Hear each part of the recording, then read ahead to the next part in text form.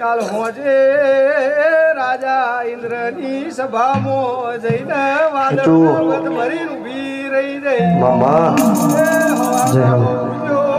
તાર મધરાજ છે કે ટેપુ પડવા દીધું નહીં દુનિયા કરે એવું કરવાનું નથી લોકો કરે એવું કરવાનું નથી તારે મારે જુદા કદી પડવાનું